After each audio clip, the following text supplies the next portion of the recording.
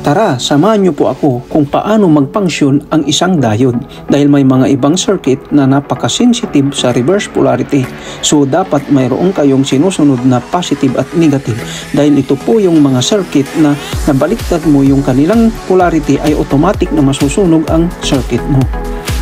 Ngayon, para maiwasan ang pagkasira ng circuit mo sa reverse polarity ay dito napapasok ang isang diode dahil ang diode ay may kakayahang padaluyin ang kuryente sa iisang direksyon lamang.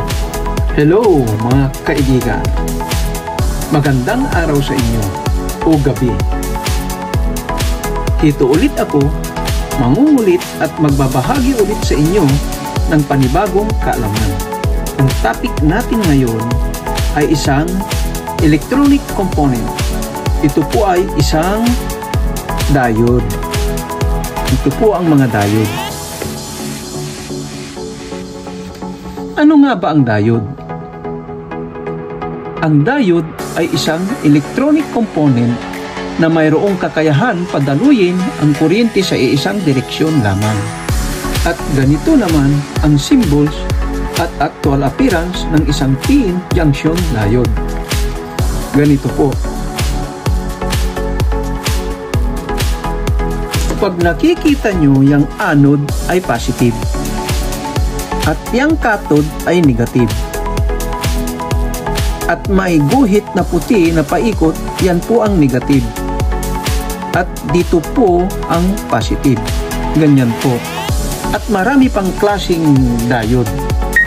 May Zener diode, may tunnel diode, may Schottky diode, may Varactor diode, may Dioc diode, Triac diode, ECR diode, at light emitting diode at photodiode. At marami pang ibang type ng diode. Ngayon, dadako tayo sa tamang pag-check ng diode. Magkaiba po ang pag-check ng diode sa analog multitester at digital multitester. Magkaiba po. At tatalakayin po natin mamaya at ipapakita kung ano ang pagkaiba ng digital at analog multitester. Okay, uunahin po natin gamitin ang analog multitester. Pag nakikita nyo yung gray o white line na yan na nakapaikot, yan po ang tanda ng negative. At dito po ang positive. Ito po ang positive. At ito po ang cathode, negative. Ito, ipapakita ko po sa inyo kung ano ang pagkaiba ng pag-test, pag-check ng analog o digital multitester. Unahin natin po ang analog. I-shift po natin ang ating tester sa times 10. Nagamit po ako sa times 10. Pag minsan po, pag may leaky diode, ay gumagamit po ako ng times 10 key. Gagamit po tayo ngayon ng range na times 10. Yan. Tingnan nyo guys, ang negative ay sa negative. At sa positive ay sa positive. Tingnan nyo guys, wala kayong makitang resistance. Hindi man lang gumalaw ang pointer ng ating analog tester. At ito naman ang negative to negative, positive to positive. Ito po ay forward bias. At negative to positive, positive to negative, wala kayong makukuhang resistance dahil ito po ay reverse bias. Ngayon, dadako ulit tayo sa bridge rectifier. Ito po ang bridge rectifier ay may 4 na diode sa loob. Ganito po yan. Ito po ang kanyang symbols, 4 na diode sa loob. Ito po yung negative, ito po yung positive. At ito po ay isang AC. AC po ito. Negative, positive.